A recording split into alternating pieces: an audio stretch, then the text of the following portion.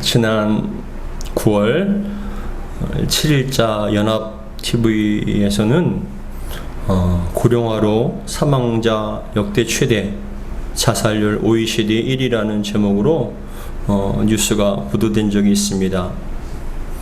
보도에 의하면 작년 2021년도 우리나라 사망자가 사망 통계를 작성하기 시작한 1983년 이래로 가장 많은 숫자가 사망했다고 합니다. 작년 한 해 동안 2021년 국내 사망자가 무려 31만 7,680명이나 되었다고 합니다. 전년에 비해서 10,000명 이상이 더 증가한 숫자라고 합니다. 그 중에 절반은 80세가 넘는 초고령층으로 고령화와 코로나 영향으로 많은 분들이 사망을 하셨다고 합니다. 근데 이어서 보도된 것이 무엇이냐면은 OECD 국가 중 38개국 중에 우리나라가 4년 연속 자살률 1위라는 거예요. 38개국 중에 우리 대한민국이 4년 연속 자살률 1위인데 40대, 50대, 60대 분들은 암으로 인한 사망이 가장 많았지만 좀 불행하게도 10대와 20대, 30대의 그런 사망 원인은 압도적으로 자살이 많았다는 거예요. 지난해 2021년도 자살 사망자는 무려 13,352명이 자살을 한 거예요. 하루에 평균을 따져보니까 하루에 36.6명이 자살을 했어요. 자살률을 따지면 한국이 23.6명으로 10만 명당 그 정도가 자살을 하게 되는데 OECD 기준 38개국들의 평균 자살률은 11.1명인데 대한민국이 23.6명이라는 것은 거의 2배를 넘는 숫자가 더 자살을 선택한다는 것이죠. 보건복지부는 통계에 따르면 코로나19 장기화로 인한 우울감, 이게 코로나 블루라고도 하는데 이 우울감과 미래에 대한 불확실성이 주된 원인으로 작용해서 많은 사람들이 극단적인 선택을 했다라고 그렇게 분석을 하고 있습니다. 가장 아름답게 인생의 꽃을 피워야 할 청소년과 청년들이 자신의 미래에 대한 암울한 전망과 현실의 벽이 너무나 높아서 결국 극단적인 선택을 하게 되는 것입니다. 그런데 여기서 눈여겨보아야 할 것은 10대, 20대, 30대 뿐만 아니라 40대, 50대, 60대의 압도적인 사망 원인이 암입니다. 근데 대부분 의학자들이 암은 역시 스트레스로 인한 면역력 저하. 살다 보니까 수많은 스트레스로 말미암아서 면역력이 저하가 되었기 때문에 암이 발생된다는 것이죠. 지금 전 세계는 참 힘들고 어려운 상황을 맞이하고 있습니다. 지난 2019년도에 시작된 코로나는 전 세계를 전염병에 대한 공포와 두려움을 갖게 했고 경제적인 활동을 멈추게 했습니다. 지난 2년이라는 시간 동안 얼마나 많은 가게와 회사가 도산하고 폐업이 되는지 모릅니다. 이제 엔데믹을 외치며 일상의 생활로 돌아가려고 하지만 지금은 러시아의 우크라이나 침공으로 인해서 전 세계 특별히 유럽의 에너지 부족과 물가 상승뿐만이 아니라 전쟁에 대한 위협과 긴장, 공포가 그 지역들을 두렵게 만들고 있습니다. 더군다나 미국은 경제적인 어려움을 극복하기 위해서 자이언트 스텝이라는 금리를 엄청나게 높이고 이로 인하여서 달러의 강세, 즉 킹달러라는 현상이 일어나서 수많은 나라들이 지금 어려움을 호소하고 있습니다. 엄청난 경제적인 타격을 받고 있어요. 우리나라는 수출로 먹고 사는 나라인데 달러의 강세가 지속되면은 수출을 더 이상 할 의미가 없다는 거예요. 수출을 하면 할수록 더욱더 손해가 본다는 것이죠. 그래서 지금 많은 회사들은 수출을 해야 되는가에 대한 고민에 빠져 있다고 얘기를 합니다. 물가는 상승하고 주식과 집값은 하락해서 돈을 빌려 투자한 젊은 사람들은 지금 막다른 골목에 몰리고 있다고 얘기합니다. 경제 전문가들은 적어도 앞으로 지금보다 더 어려운 시기가 앞으로 몇 년은 더 지속될 것이라고 예상을 하면서 굉장히 큰 준비를 해야 된다. 앞으로 더 어려워지고 힘들어질 것에 대해서 전망을 하고 있습니다. 우리가 사는 세상은 앞으로 점점 더 빠른 속도로 기존의 질서가 무너지고 경제적인 타격을 받아서 극심한 어려움에 처하게 될 것입니다. 부인할 수 없는 우리들의 현실이고 미래입니다. 그런데 더욱더 심각한 것은 앞으로 우리의 삶의 어려움은 한쪽에서만 일어나는 게 아니라는 것이죠. 육체적으로, 정신적으로, 영적으로 전 영역에 걸쳐서 복합적으로 일어나는 어려움이 될 것이라고 많은 분들이 예상을 합니다. 육체의 질병, 물질적 어려움, 기존의 사회와 국가의 질서가 흔들리고 무너지는 모습을 보면서 많은 사람들이 불안과 두려움, 염려와 근심에 의한 우울감과 공황장애, 그리고 삶에 대한 불안감으로 불면증으로 앓게 될 것이라고 많은 분들이 예측을 합니다. 더 나아가서 육체적, 정신적 고통은 영적인 침체와 어려움으로 이어질 것이라고 얘기를 합니다. 그런데 이러한 국가적, 개인적 어려움, 육체적, 정신적, 영적 고통에 동시다발적으로 일어나서 인생 최악의 상황에 갇혀 있는 사람이 오늘 본문에 나와요. 이 사람은 지금 국가적으로나 개인적으로 육체적, 정신적, 영적인 그러한 고통 가운데 죽음의 상황에 속에 갇혀있는 그 사람이 나옵니다. 바로 다윗 왕이에요. 오늘 시편 3편은 다윗 왕의 인생의 최악의 상황, 그리고 죽음의 상황에서 고백하고 쓴 시가 바로 이 시편 3편입니다. 그렇게 어려울 때 지은 시편이었기 때문에 아마도 다윗은 자신도 그리고 후세의 성도들도 어려운 일이 있을 때 이 시편의 말씀을 읽고 묵상하며 하나님을 찬송하는 그런 일이 계속적으로 진행되지 않았을까라는 생각이 듭니다.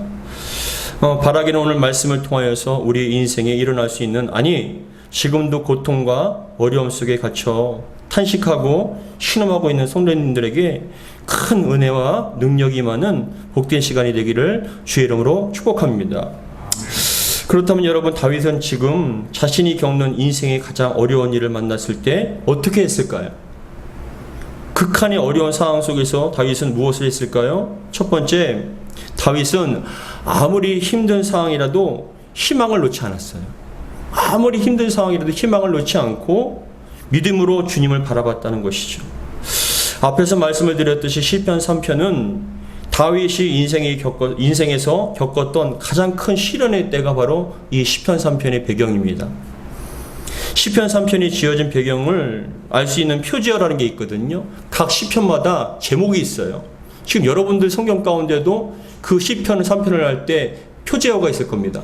뭐라고 나와 있냐면은 대부분 다윗이 그의 아들 압살롬을 피할 때에 지은 시라는 그런 표지어가 아마 기록되어 있을 것입니다. 이것이 바로 시편 3편이 탄생한 배경입니다.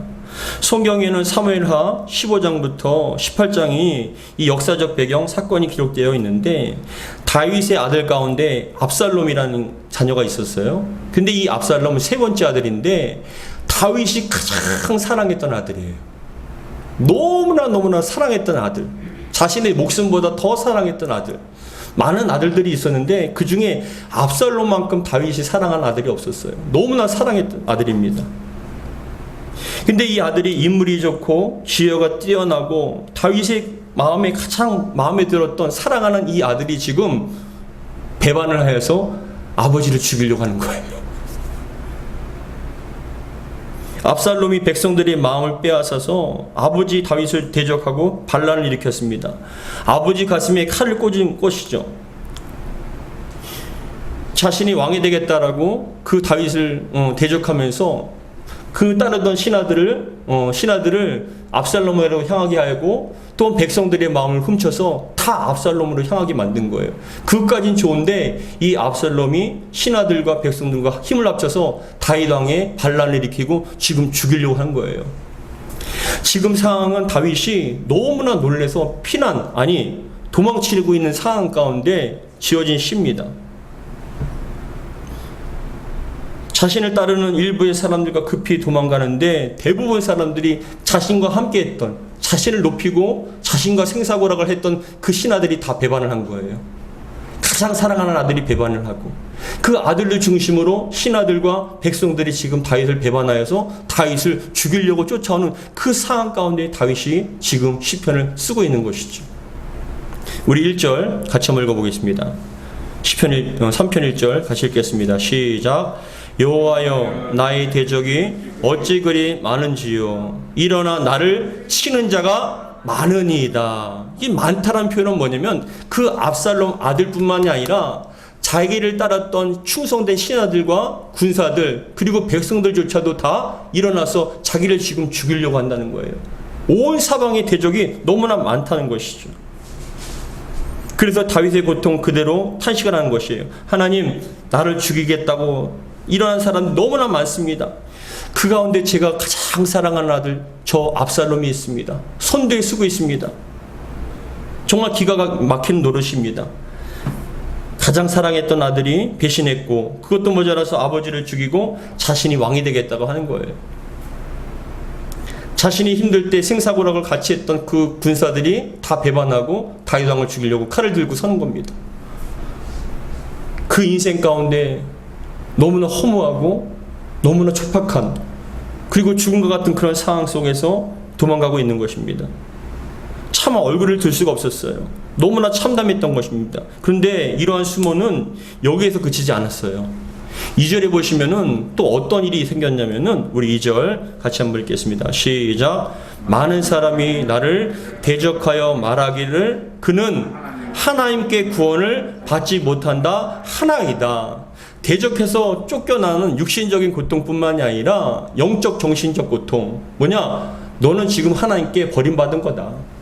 하나님께서 너를 버리셨기 때문에 지금 그런 일을 당한 것이라고 그렇게 저주를 쏟아붓는 거예요. 나는 하나님 앞에 최선을 다해서 하나님 앞에 정직하게 살았고 최선을 다해서 살았는데 내가 좀 힘들어지고 어려워지다 보니까 사람들이 귀에는 이때다 다 저주를 쏟아붓는 것이죠. 그 중에 한 사람이 바로 시므이라는 사람인데 이 시므이는 이스라엘 왕이었던 사울의 친척이었어요. 근데 자기가 살려고 가만히 있다가 다윗이 그 몇몇의 신하들과 함께 도망가는 걸 보고 돌을 던지면서 다윗을 저주하는 거예요. 사무엘하 16장 7절에서 8절에 보시면 뭐라고 얘기하냐면 시므이가 저주하는 가운데 이와 같이 말하니라. 피를 흘린 자여 사악한 자여 가거라 가거라. 사울의 족속의 모든 피를 여호와께서 내게로 돌리셨도다. 그를 이어서 내가 왕이 되었으나 여호와께서 나라를 내 아들 압살롬 손에 넘기셨도다. 보라 너는 피를 흘린 자이므로 화를 자초하였느니라 하는지라. 이건 뭐냐? 네가 피를 흘렸기 때문에 핏값을 받는 것이다. 하나님께서 세우신 왕이거든요. 다윗은 사울을 죽일 수 있는 기회가 있었지만 사울을 죽이지 않았어요. 하나님께 기름 부음 받은 자라고 끝까지 사울의 생명을 지켜주고 피를 흘리지 않았습니다. 근데 지금 이 시므이는 피 흘렸다라고 얘기를 하며 조롱하면서 죄값을 받는 것이라고 그렇게 저주를 쏟아붓는 것이죠. 여러분 상상을 해보십시오. 아들은 많은 사람들과 함께 결탁하여 아버지를 죽이겠다고 쫓아오는데 아버지는 자신을 죽이겠다고 쫓아오는 아들과 군대를 피하여 도망가고 있는데 근데 여러분 사람들은 저주하면서 너는 하나님께 버림받았기 때문에 그럴 줄 알았다라고 여러분 손가락질 하는 거예요. 하나님을 찾고 구하며 하나님 앞에 열심히 신앙생활하며 삶을 살아가고 있는데 갑자기 큰 병이 왔어요. 갑자기 큰 병이 왔어요. 그리고 여러분 열심히 직장생활하고 열심히 정말 정직하게 열심히 사업을 하고 있었는데 부도가 난 거예요. 그런데 삶 속에 그런 큰 위기가 있고 어려움이 있는데 격려하며 함께 기도해 주어야 할 믿음의 동역자들이 갑자기 손가락질 하는 거예요. 그럴 줄 알았다는 거예요. 당신 그럴 줄 알았다. 얼마나 교만하면 하나님 옆에 얼마나 큰 죄를 지었으면 그런 병이 생기고 그렇게 사업이 망하고 삶에 그런 풍파가 일어나냐. 손가락질 하는 거예요. 나는 최선을 다해서 정직하게 기도하고 신앙생활 했는데 근데 사람들은 손가락질을 하면서 또한 나와 가장 가까이 있었던 나와 함께 했던 그런 사람들이 배반을 할 뿐만이 아니라 손가락질을 하며 조롱하는 거예요. 그럴 줄 알았다는 거예요. 뭔가가 잘못됐기 때문에 그렇다는 거죠. 만약에 제가 큰 병을 앓았어요. 교회가 힘들어져요. 근데 누군가가 가장 가까이 있던 믿음의 동역자들이 함께 했던 분들이 뭐라고 하냐면 그럴 줄 알았습니다. 목사님이 뭔가 잘못됐으니까 병 걸리는 거 아니에요. 하나님 앞에 뭔가 죄를 지었기 때문에 지금 이렇게 교회가 어려운 거 아닙니까? 라고 그렇게 저주를 쏟아붓고 당신은 더 이상 하나님의 종이 아닙니다. 하나님께서 버리셨습니다. 라고 얘기하면 얼마나 죽고 싶을까요? 얼마만큼 고통스러울까요? 근데 성도 여러분, 이러한 상황 가운데 다윗은 묵묵하게 그냥 자기 길을 갔다는 것이죠. 그 어떤 것에도 유동하지 않고 묵묵히 자기 길을 그냥 걸어간 거예요. 자신을 향하여 저주를 쏟아부었던 시므이를 신하들이 너무나 화가 나서 시므이를 가서 잡아 죽이겠다고 얘기하는 거예요. 근데 다윗의 왕은 뭐라고 얘기하면 가만 놔두어라, 가만 놔두어라, 가만 놔두어라고 얘기하며 그냥 갈 길을 간 겁니다. 물론 상황이 너무나 힘들어서 하나님께 탄식을 하고 있었지만 쉽게 견딜 수 없는 상황을 다윗은 견디고 있었다는 것이죠. 여러분, 근데 다윗이 이렇게 묵묵히 자기의 길을 묵묵히 갈 수 있는 것, 그렇게 모든 어려운 상황 가운데서 견딜 수 있는 힘이 있다는 것이죠. 어떻게 그럴 수 있을까요? 어떤 힘으로 다윗이 그 모든 것을 잘 감당할 수 있었습니까? 바로 하나님을 향한 신뢰와 믿음이 있었기 때문에 그런 거예요.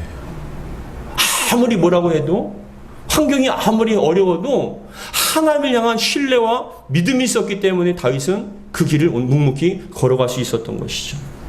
우리 3절을 같이 읽겠습니다. 3절입니다. 시작. 여호와여, 주는 나의 방패이시요 나의 영광이시요 나의 머리를 드시는 자신이다 라고 말씀을 합니다. 오늘 개정 한글 성경에는 이 말씀이 좀 해석이 안 됐는데, 원래 히브리 본문을 보면은 이 3절 앞에는 가장 먼저 나오는 말이 그러나라는 얘기예요. 그러나라는 접속사예요. 해석은 되지 않았는데 이게 뭐냐? 지금 사람들은 나를 대적하면서 하나님께 구원받지 못한다라고 그렇게 조롱을 하는데, 그러나 하나님, 저는 하나님을 믿습니다. 그런 뜻이에요. 하나님, 그러나 그 사람들이 아무리 저주를 해도, 지금 상황이 아무리 힘들어도, 그러나 하나님, 저는 하나님을 믿습니다. 왜냐? 하나님은 저의 방패이시기 때문에 그렇습니다. 저의 영광이시고 저의 얼굴을 드시는 분이십니다라고 그렇게 고백을 하는 거예요. 여기서 나의 방패라는 뜻은 그냥 일부만 가리는 방패가 아니라 히브리 원문을 보면 전신을 가리는 방패, 그리고 일부만 가리는 것이 아니라 온 몸을 다 가리는 방패, 전신을 사방에서 다 가려주는 그런 방패가 바로 나의 방패란 의미예요. 무엇이냐? 하나님께서 우리 머리부터 발끝까지 다 방패가 되어주셔서 지켜주신다는 것이죠. 그런 믿음이 있으니까 이 다윗은 묵묵히 자기 길을 걸어갈 수 있었던 것이에요. 이어서 고백을 하기를 뭐라고 고백하냐면 하나님은 나의 영광이시다는 것이죠. 지금 영광이 땅에 떨어졌잖아요. 왕으로서의 영광, 하나님의 백성으로서의, 하나님의 그런 사람으로서의 영광이 다 떨어졌는데 그 모든 영광을 하나님께서 나를 회복시켜 주실 것이다. 왜냐? 하나님 나의 영광이시기 때문에 그렇습니다. 회복시켜 주실 줄 믿습니다. 이어서 하시는 말이, 고백이 뭐냐? 나의 머리를 드시는 자신이다. 여러분, 우리가 살면서 부끄러울 때가 있잖아요. 수치스러울 때가 있어요. 그럼 뭐라고 고백합니까? 야, 정말 얼굴을 들 수가 없네. 너무나 부끄러워서 창피해서 얼굴을 들 수가 없네라고 그렇게 고백할 때가 있어요. 그것이 어떤 이유든 간에 너무나 수치스럽고 너무나 창피할 때는 얼굴을 들 수 없네라고 그렇게 얘기를 합니다. 근데 그 얼굴을 누가 들어주십니까? 하나님께서 들게 해주신다는 거예요. 하나님께서 회복시켜 주신다는 거죠. 여러분, 절망 가운데서도 희망을 찾으시는 건 하나님 때문이에요. 이 다윗이 정말 잘한 것은 그런 어려움의 환경, 그 상황들, 압살롬과 자신과 함께했던 군사들, 배반했던 백성들을 본 것이 아니라 그 눈을 들어서 하나님을 본 것이죠. 여러분들이 눈이 하나님을 향하기를 주의 이름으로 축복합니다. 믿음의 눈을 열어서 살아계신 하나님 바라보길 바랍니다. 나만 보는 것이 아니라 초점은 어디에 맞춥니까? 하나님께 맞추는 거예요. 근데 그 하나님은 어떠한 하나님이십니까? 나를 머리부터 발끝까지 온 사방을 지켜주시는 나의 방패와 같으신 하나님, 나의 영광을 회복시켜 주시는 하나님, 나의 얼굴을 들어주시는 전능하신 하나님께 눈이 갔기 때문에, 믿어졌기 때문에 다윗은 묵묵히 그 길을 걸어갈 수 있었던 것이죠.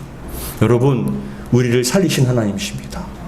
우리를 구원하시고 지켜주시고 우리의 삶을 항상 좋은 길로 인도해 주시는 그 하나님을 향한 눈길이 항상 벗어나지 않기를 주님 축복합니다. 하나님께 초점 맞출 때 우리는 어려운 환경 속에서도 절망과 죽음의 상황 속에서도 이겨나갈 수가 있다라는 것이죠. 두 번째, 다윗이 잘한 것은 어려운 가운데서도 더욱더 기도했다는 거예요. 어려운 가운데서 더욱더 기도했는데, 근데 그 기도는 어떤 기도냐? 확신 있는 기도인 것이죠. 우리 4절 같이 한번 읽겠습니다. 4절 시작. 내가 나의 목소리로 여호와께 부르짖으니 그의 성산에서 응답하시는도다. 뭐라고요? 내가 부르짖으니까 응답하신다는 거예요. 할렐루야. 지금 이 다윗의 기도는요, 확신 있는 기도예요. 어떤 의심이나 어떤 불확실성의 기도가 아니라 하나님께서 나의 기도를 들어주신다는 확신 있는 기도를 지금 드린 것이죠. 마치 예수님께서 여러분 말씀하시기를 마가복음 11장에서 뭐라고 말씀하시냐면은 너희가 기도할 때 받은 줄 믿고 기도하라는 거예요. 확신 있게 기도하는 거예요. 의심하지 말고 기도하라는 것입니다. 마가복음 11장 24절 같이 읽겠습니다. 시작. 그러므로 내가 너희에게 말하노니 무엇이든지 기도하고 구하는 것은 뭐라고요? 받은 줄로 믿으라. 그리하면 너희에게 그대로 되리라. 믿음대로 될 것이다. 될 줄 믿고 하나님 역사해 주실 줄 믿습니다. 저를 죽이지 않고 살려주실 줄 믿습니다. 저의 얼굴을 들게 해주실 줄 믿습니다라는 그런 믿음을 가지고 기도한 확신 있는 기도를 했을 때 하나님께서 응답해 주신다는 것이죠. 근데 여러분 그건 그냥 말로만 한 것이 아니라 실질적으로 다윗이 이렇게 확신 있는 기도를 했다는 것을 알 수 있는 게 5절과 6절에 나와 있어요. 그렇게 다윗이 확신 있는 기도를 하니까 어떤 결과가 나타났냐면은 5절과 6절에 보니까 너무나 잠을 잘 잤어요. 쫓기고 있는 상황이에요. 불안해서 잠이 오겠습니까? 내가 눈을 감으면 그 많은 사람들이 나를 갖다 둘러와서 나를 죽이려고 하는데, 근데 그런 위급한 상황 가운데서도 잠을 두 다리 뻗고 잠을 잘 잤다는 것이에요. 여러분 이게 바로 믿음의 담대함인 줄 믿으시기 바랍니다. 우리 5절 6절 같이 읽겠습니다. 시작. 내가 누워 자고 깨었으니 여호와께서 나를 붙드심이로다. 천만이 나를 애워싸 진친다 하여도 나는 두려워하지 아니하리이다. 내가 누워 자고 깨었으니 뭐라고요? 여호와께서 나를 붙들어 주셨기 때문에, 책임져 주실 것이기 때문에 나는 잠을 잘 잔다는 거예요. 여러분 저도 사실은 불면증이 있어요. 어떤 걱정거리가 있으면 그것을 생각하다 보면 이 생각 저 생각하다 보면 잠을 못 잘 때가 많아요. 너무나 피곤한데 잠을 자고 싶은데 몸은 피곤한데 누워도 잠이 안 와요. 뜬 눈으로 새는 거예요. 그럼 여러분 또 새벽 기도 와서 또 기도하고 가는데 어떨 때는 며칠 동안, 길게는 여러분 몇 주까지 연결될 때가 있어요. 근데 저만 그런 게 아니더라고요. 제가 찾아보니까 대한민국의 4분의 1이 불면증이에요. 왜 불면증이 옵니까? 걱정되니까, 두려우니까, 힘드니까, 스트레스를 받으니까. 근데 이 다윗은 그 불면증과 상관없는 사람이에요. 스트레스를 안 받아요. 두 다리 쭉 뻗고 자는 거예요. 어떻게 그럴 수 있을까요? 왜요? 하나님 믿기 때문에. 하나님께서 저를 붙들어 주실 줄 믿습니다. 책임져 주실 줄 믿습니다. 그래서 고백하는 것을 뭐라고 얘기합니까? 5절에 내가 누워 자고 깨었으니 여호와께서 나를 붙드심이로다. 할렐루야. 우리 하나님께 여러분들 붙들어 주신 줄 믿으시기 바랍니다. 이어서 하는 얘기가 6절에 뭐라고 얘기합니까? 천만인이 나를 애워싸 진친다 하여도 나는 두려워하지 아니하리이다. 환경 때문에 내가 두렵지 않다는 거예요. 아무리 많은 사람들이 날 죽이려 한다 할지라도 난 두렵지 않다는 거예요. 왜요? 하나님께 나를 붙들어 주시기 때문에. 여러분 이러한 믿음의 담대함이 있기를, 믿음의 배짱이 있기를 주여 축복합니다. 주여 우리 자녀 책임져 주실 줄 믿습니다. 우리의 가정, 우리의 신앙, 교회 붙잡아 주실 줄 믿습니다. 왜냐 하나님 나의 방패이시고 나의 영광이시며 나의 얼굴을 들게 해주시는 전능하신 하나님이시기 때문입니다라는 그런 믿음과 기도 가운데 우리는 담대함을 얻어야 된다는 것이죠. 여러분들에게 이런 은혜가 있기를 주의 이름으로 축복합니다. 야, 다윗은 도대체 어떤 사람일까요? 여러분 같으면 잠을 잘 수 있으시겠어요? 그것도 두 다리 쭉 뻗고 개운하게 잘 잤다. 그러실 수 있겠습니까? 근데 다윗은 그러더라고요. 이게 사람입니까? 어떤 사람입니까? 근데 다윗은 어떻게 해요? 믿음이 있었기 때문에 하나님께 날 붙잡아 주시고 내가 아무리 죽음의 상황 속에서도 나를 지켜주실 것을 믿기 때문에 이런 담대한 행위와 담대한 고백이 있을 수 있는 것이죠. 그런 다음에 다윗이 마지막으로 고백한 것이 무엇이냐? 바로 구원은 사람에게 있는 것이 아니라 하나님께 있다는 것을 알았기 때문에 다윗은 여러분 감사할 수 있었던 것이죠. 우리 7절과 8절 같이 한번 읽겠습니다. 시작.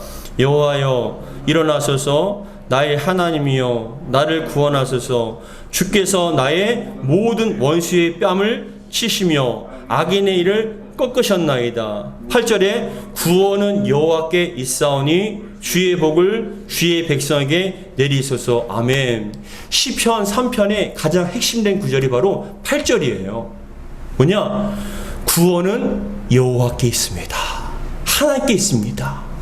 이게 바로 다윗의 신앙과 믿음이에요. 구원은 사람에게 있는 게 아니에요. 시편 60편 11절에는 다윗이 다음과 같이 고백합니다. 우리 시편 60편 11절 같이 읽겠습니다. 시작. 우리를 도와 대적을 치게 하소서. 사람의 구원은 헛됨이니이다. 구원은 사람들로부터 온 게 아니에요. 하나님께서 그 사람을 통해서 우리를 구원해 주시는 거예요. 그 사람 자체가 나를 구원해 주는 게 아니라 하나님께서 그 사람의 마음을 열어서 나를 도와주게 하고 환경을 바꾸시고 물질을 채워주셔서 그래서 내가 구원받게 하는 거예요. 그 어려움 이기게 하시는 거예요. 무엇입니까? 우리의 구원은 사람에게 있는 게 아니라 하나님께 있다는 것이죠. 사랑하는 성도 여러분, 지금 여러분들의 상황과 환경, 절망의 어떤 그런 환경들, 문제들 구원해 주실 분은 하나님이신 줄 믿으시기 바랍니다. 그 사람이 아니라 하나님께서 그 사람을 통해서 우리를 구원해 주시는 거고, 그 사람을 통해 그 환경을 통해서 우리를 구원해 주시는 거예요. 모든 구원은 누구에게 있습니까? 하나님께 있다. 하나님께서 뭐라고 얘기하냐면 7절에 여호와여 일어나소서, 나의 하나님이여 나를 구원하소서 이렇게 얘기하며 주께서 나의 모든 원수의 뭐라고요? 뺨을 치시며 부끄럽게 뺨 탁 찌시고 드러나는 일을 다 꺾으신다는 거예요. 누가 하십니까? 하나님께서 하셨다는 것이죠. 이를 꺾으셨나이다. 8절에 구원은 여호와께 있사오니 주의 복을 주의 백성에게 내리소서라고 고백하며 이 시편을 마무리하고 있습니다. 사랑하는 성도 여러분, 구원은 사람에게 있는 것이 아니라 하나님께 있습니다. 우리의 구원 되신 하나님께서 지금 여러분들을 구원해 주실 줄 믿습니다. 상황 바라보지 마시고 환경 바라보지 마시고 그 문제에 갇혀 살지 마시고 믿음의 눈으로 희망을 갖고 주님 바라보시기 바랍니다. 힘들수록 더욱더 기도하시기 바랍니다. 기도하면 반드시 응답해 주십니다. 확신을 갖고 기도하세요. 그리고 여러분, 어떠한 상황 속에도 우리를 붙들어 주시고 두려움을 이기게 해주시는, 우리를 구원하시는 그 주님을 찬양하며 감사함으로 우리 인생의 길을 걸어가는 저와 여러분들에게 주의 이름으로 축복합니다. 기도하겠습니다. 아버지 하나님 감사드립니다. 우리의 구원은 하나님께 있는 줄 믿습니다. 평생을 같이 할 것 같고 또한 우리 정말 우리를 사랑하는 것처럼 보여도 자신들이 환경과 상황이 어려워지면 손바닥 뒤집듯이 얼마든지 변하는 것이 사람입니다. 우리의 구원은 사람에게 있는 것이 아니라 영원하시고 우리를 지켜주시는 하나님께 있는 줄 믿습니다. 언제나 어떤 상황 속에서도 하나님을 바라보게 도와주시고 희망을 잃지 않게 도와주시며 믿음의 확신 가운데 날마다 더욱더 기도할 수 있도록 도와주옵소서. 우리 구원의 하나님께서 우리를 구원해 주시고 우리의 얼굴을 들게 해주시며 우리의 영광을 다시 한번 회복시켜 주실 줄 믿사오니 그 주님을 믿고 바라보며 살아갈 수 있도록 도와주시옵소서. 우리 주 예수 그리스도로 기도하옵나이다. 아멘.